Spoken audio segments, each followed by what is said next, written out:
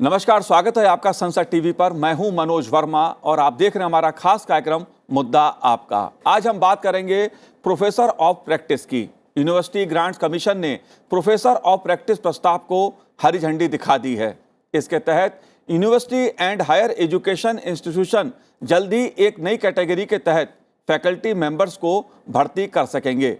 इस कैटेगरी के तहत भर्ती होने वाले उम्मीदवारों को एकेडमिक क्वालिफिकेशन और पब्लिकेशन से जुड़ी आवश्यकताओं का पालन नहीं करना होगा। अगर पूरे मामले को आसान भाषा में समझा जाए तो अब उम्मीदवार बिना एकेडमिक डिग्री के भी यूनिवर्सिटी और कॉलेजों में प्रोफेसर के पद पर नियुक्त हो सकेंगे।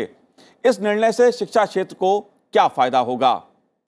प्रोफेसर ऑफ प्रैक्टिस का आधार क्या होगा? पेशेवर कैसे बनेंगे प्रोफेसर? क्या शिक्षा को मिलेगी मजबूती?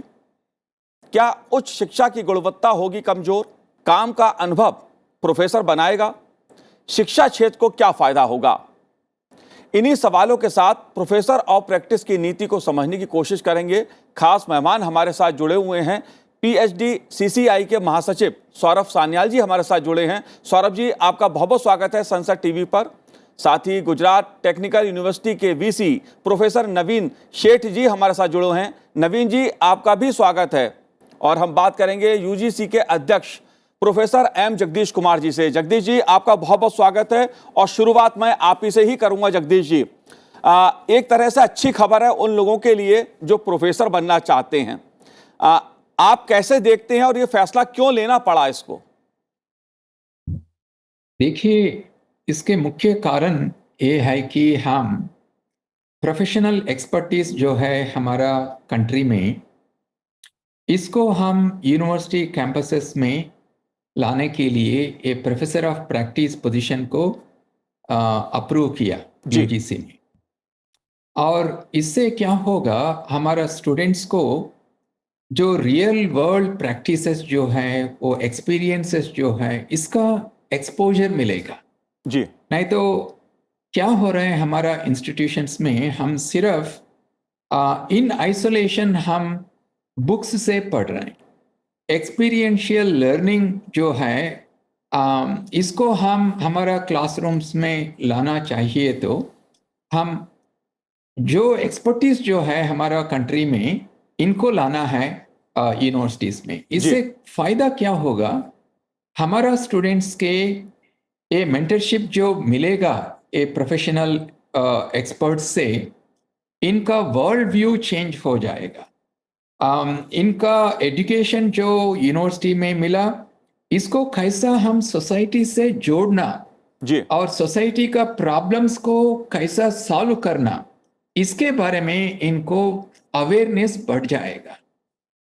ये मुख्य कारण है, इसलिए हम प्रोफेसर ऑफ प्रैक्टिस पोजीशन को अप्रूव किया। जी। जगदीश जी, लेकिन इसका आधार क्या होगा? इसका देखिए, अलग अलग डिसिप्लिन से, जैसा इंजीनियरिंग हो, साइंस टेक्नोलॉजी हो, एंटरप्रेन्योरशिप हो, जी। Commerce, social sciences, media, literature, fine arts, civil services, armed forces और लीगल प्रोफेशन, पब्लिक एडमिनिस्ट्रेशन, ये सभी डिसिप्लिन से बहुत एक्सपर्ट्स हैं हमारा देश में। और इनको अभी कोई चांस नहीं है कि यूनिवर्सिटीज में ज्वाइन होके हमारा स्टूडेंट्स को मेंटर कर सकें और फैकल्टी के साथ मिलके कुछ जॉइंट प्रोजेक्ट्स कर सके। ऐसा कोई अवकाश नहीं है हमारा, ऐसा कोई सुविधा नहीं है हमारा यूनिवर्सिटी सिस्टम में। जी। इसीलिए हम कहा कि जो एक्सपर्ट्स जिन्होंने सिग्निफिकेंट कंट्रीब्यूशंस किया इनका प्रोफेशन में, वो एक्सपर्ट्स को हम यूनिवर्सिटीज में अपॉइंट कर सकते हैं। जी। इनको पीएचडी जैसा रेगुलर फैकल्टी टीचिंग पोजीशंस में हम अपॉइंट करने समय में हम पीएचडी को देखते हैं और इनका पब्लिकेशंस को देखते हैं। लेकिन रियल वर्ल्ड प्रॉब्लम सॉल्व जो करता है एक्सपर्ट जो है, और जो ग्राउंड पे प्रैक्टिस करता है, इनको बिना पीएचडी बिना पब्लिकेशंस हम यूनिवर्सिटीज में a professor of practice position through this position, they can actually contribute to the education in the university. So the idea is that when the faculty and these experts work together and come up with courses which have more practical implications, practical value, ultimately that will help our higher educational system. And that is the main reason. जी professor Naveen, ये कितना practical है फैसला, इसका शिक्षा जगत पे क्या असर पड़ेगा?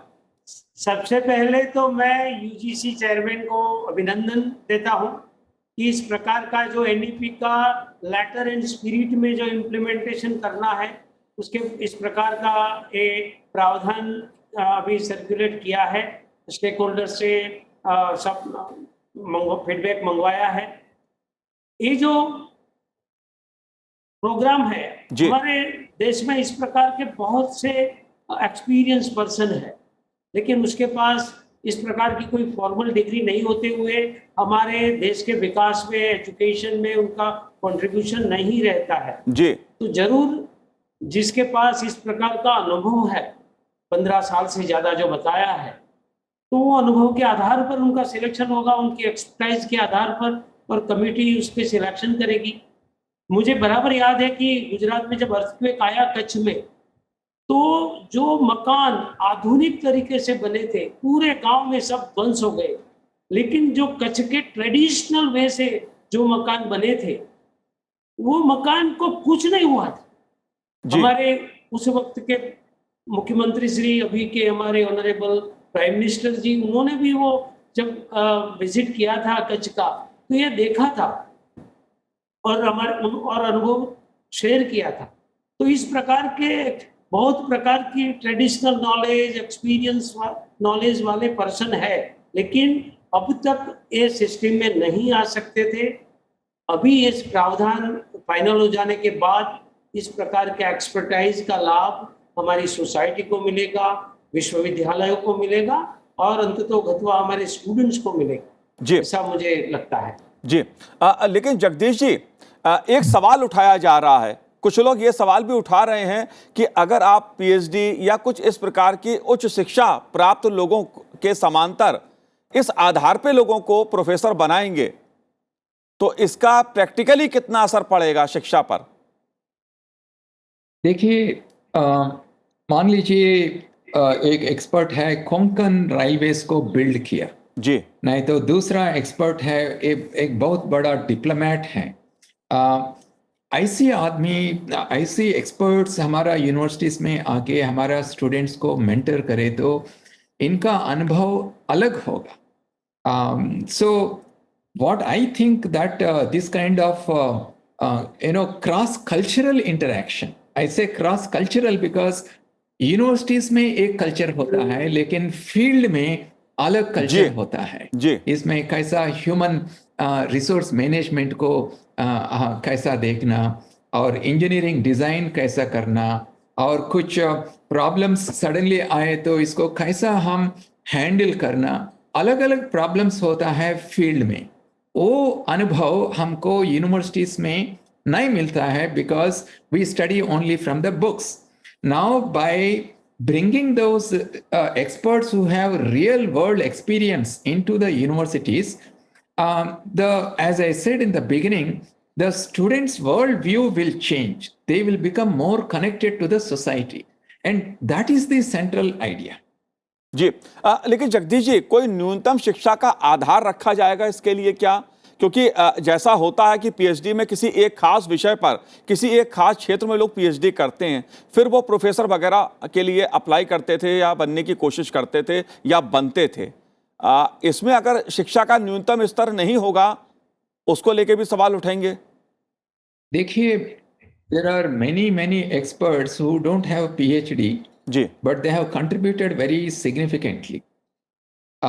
तो time has come to recognize such expertise and bring them to the higher educational institutions. Yes, those who have done PhD, who are academicians, they can continue to do what they are doing, teaching, research. But real experience, practical experience is what we need in our universities. because our students should have that experiential learning. They need to understand what kind of challenges are there outside their own educational institutions. जी तो इसको लाने के लिए we need to bring people who have experience in those disciplines. So ji. therefore, these experts can also work with the professors in designing the curriculum, for example, or in working together on projects, joint projects, and bring their practical experience into these projects. देखिए आजकल क्या होता है हमारा universities में, हम basic research करते हैं, लेकिन वो बेसिक रिसर्च करने के बाद इसको हम अप्लाइड रिसर्च दिशा में जाना है. जी. अप्लाइड रिसर्च में हम एक प्रोटोटाइप बनाएंगे. प्रोटोटाइप बनने के बाद इसको हम सोसाइटी को लेना चाहिए, तो फैकल्टी को एंटरप्रेन्योरशिप के बारे में हम ट्रेनिंग देना पड़ेगा. ये पूरा कौन दे सकते हैं? जी. Only experienced people. और हम हमेशा ये सोचते हैं कि no, people only from industry, science, technology with experience can come.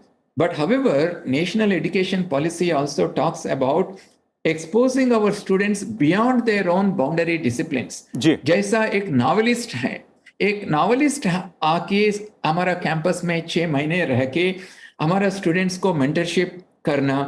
देखिए बिस्मिल्लाह खान जैसा एक बड़ी आदमी हमारा यूनिवर्सिटी में 1 साल हमारा स्टूडेंट से इंटरेक्शन करे, तो देखिए it will have huge impact on the minds of the students. Ji. So we need to bring diversity into our universities.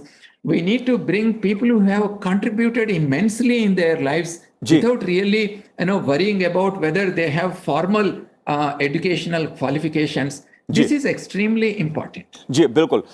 Saurabh Sanyal जी, आप कैसे देखते हैं यूजीसी के इस फैसले को? प्रोफेसर ऑफ प्रैक्टिस, इसका जो अनुभव का आधार रखा गया है, या जो माना जा रहा है 15 साल के करीब अनुभव हो, कार्य का अनुभव हो, उसको प्रोफेसर बनने का एक मौका मिलेगा, आप कैसे देखते हैं इसे? नमस्कार जी.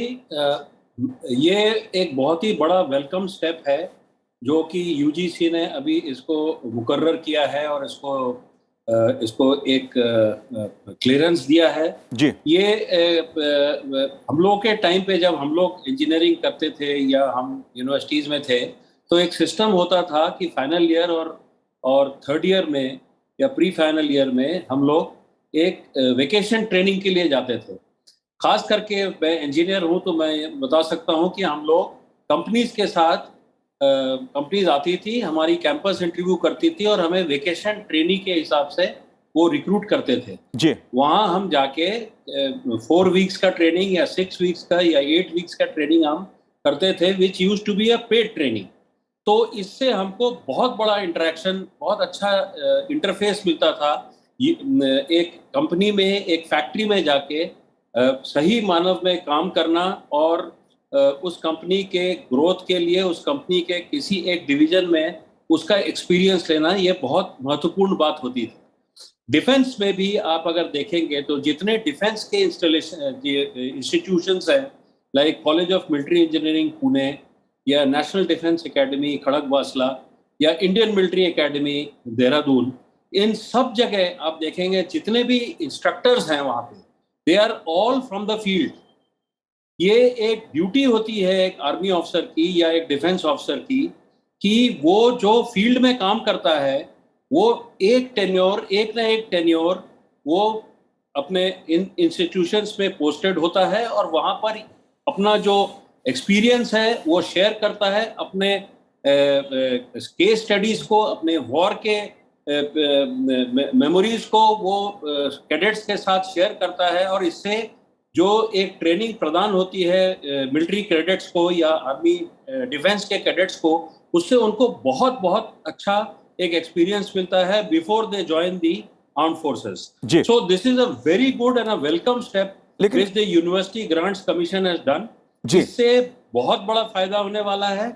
जो प्रैक्टिकल एक्सपीरियंस है इंडस्ट्री में या लॉयर्स में या प्रोफेशनल्स में या इंजीनियर्स, डॉक्टर्स में, जब वो इंस्टीट्यूट में जाकर के बातचीत करेंगे और टिपिकल केसेस को लोगों को, स्टूडेंट्स को एक्सप्लेन करेंगे, उससे स्टूडेंट्स के दिमाग में और जो वो प्रैक्टिकल ट्रेनिंग हासिल कर रहे हैं कॉलेज में, उसके साथ वो इसको लिंक कर पाएंगे और इससे उनको बहुत फायदा होने वाला है। जी। जो इंडस्ट्री एकेडमिया गैप है, वो गैप इससे बिल्कुल दूर हो जाएगा अगले आने वाले सालों में। जी बिल्कुल।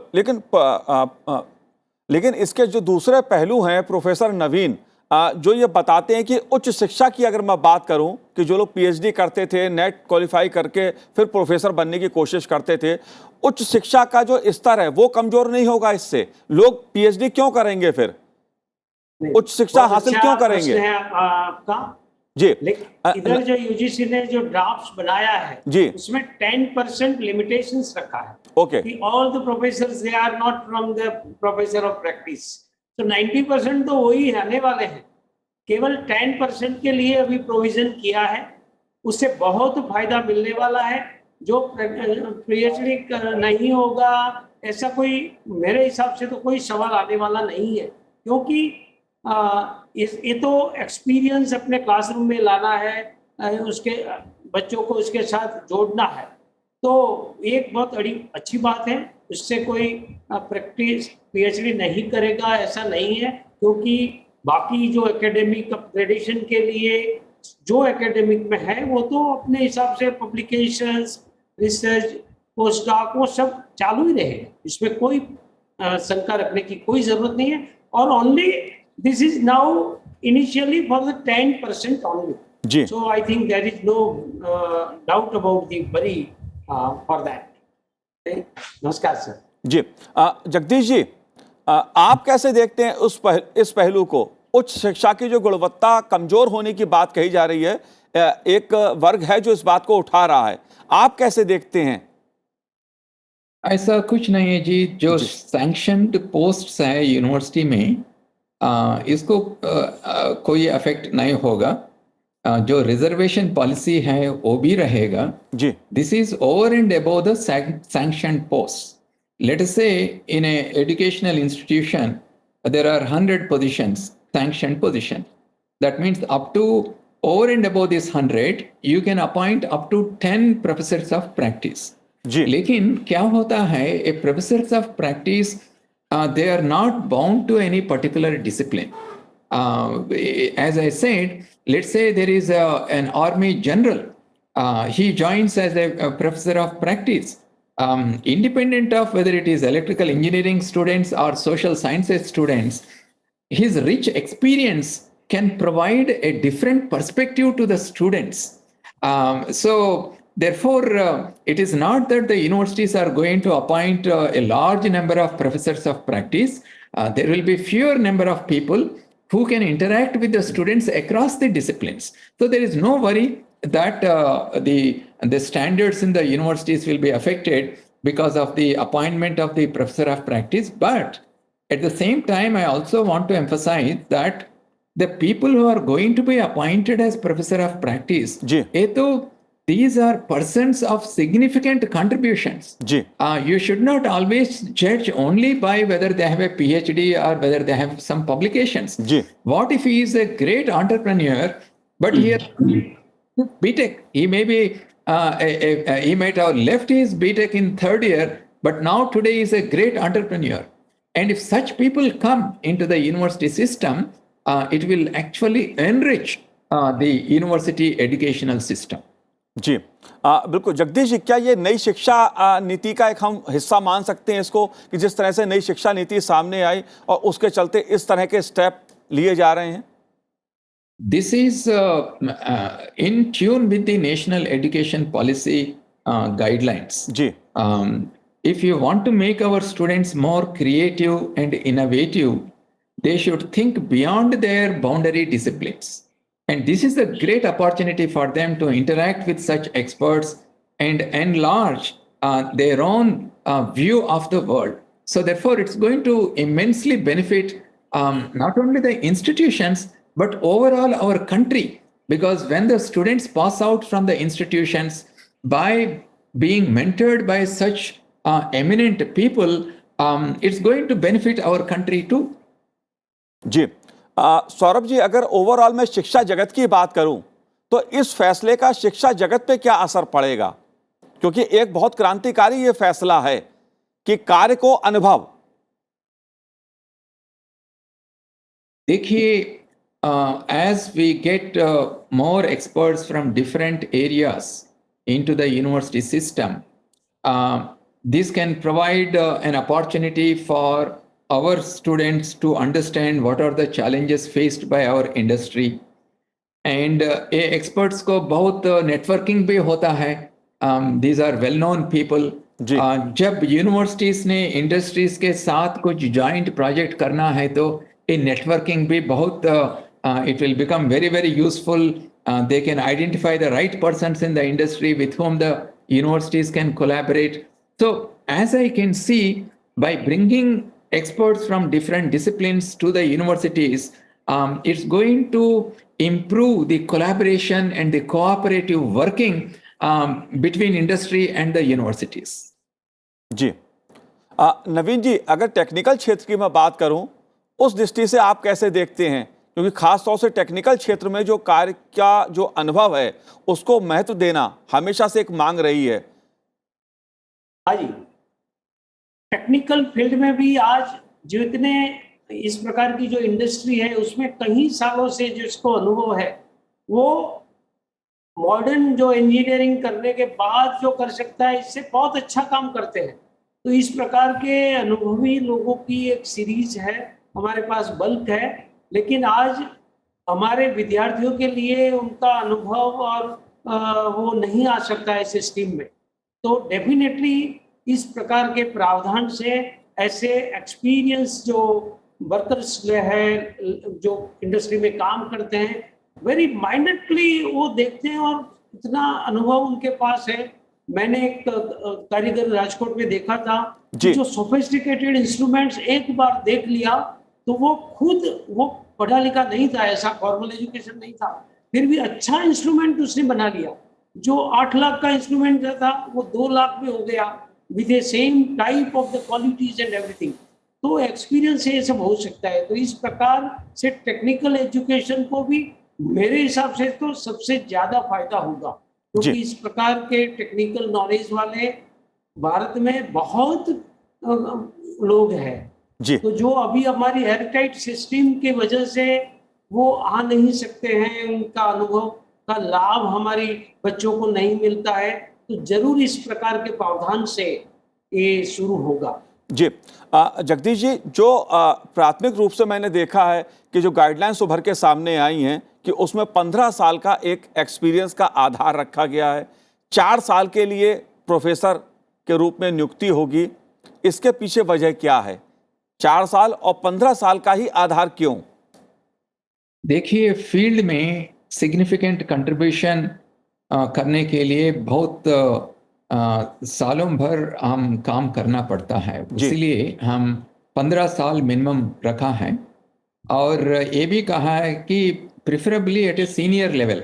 जैसा एक सीनियर आर्मी आदमी हो सकता है, एक सीनियर इंडस्ट्रियलिस्ट भी हो सकता है, तो सीनियर लेवल में कंट्रीब्यूशंस भी इम्पॉर्टेंट है. इसलिए एक कंडीशन हम रखा है. और दूसरा, ये ईयरली अपॉइंटमेंट होता है as per the guidelines. 1 year पहले हम अपॉइंटमेंट करेंगे और इसके बाद एक रिव्यू कमिटी परफॉर्मेंस रिव्यू करके आगे साल कंटिन्यू करना है तो वो निर्णय लेगा. और हम इसलिए 4 साल के लिए हम रखा कि जैसा प्रोफेसर 30 साल भी काम करता है, लेकिन हम छोटे समय के लिए for a smaller duration, we want to bring different kinds of experts into the university.